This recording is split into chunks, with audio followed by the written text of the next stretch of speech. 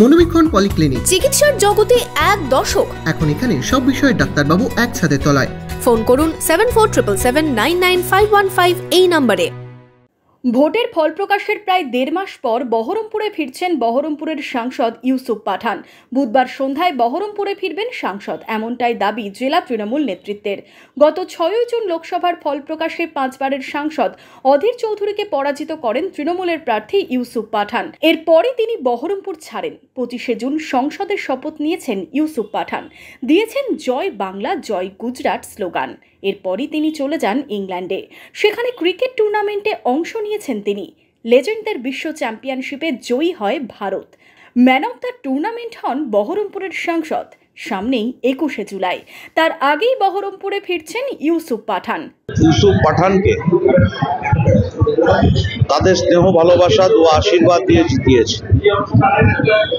জেতার পরই মুখ্যমন্ত্রীর নির্দেশে তিনি যান তার বাবা মার সঙ্গে, পরিবারের সঙ্গে দেখা করতে। এরপর লোকসভার কিছু অফিসিয়াল কাজ থাকার কারণে তাকে যেতে হয়েছে, তাকে শপথ দিতে হয়েছে। তারপরে লোকসভা চলতে শুরু করেছে। সর্বোপরি তিনি একজন বিশ্ববন্দিত ক্রিকেটার এবং আমরা সবাই জানি যে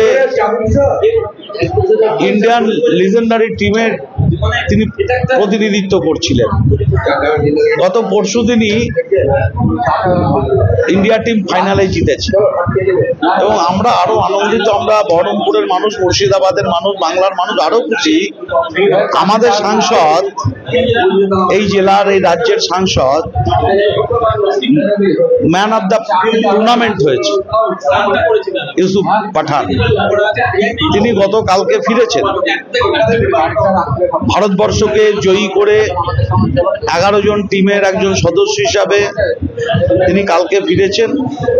আজকে তিনি সন্ধ্যা নাগাদ বহরমপুরে আসবেন। তৃণমূল সূত্রে খবর, এদিন সন্ধ্যায় শহরে ফিরবেন তিনি।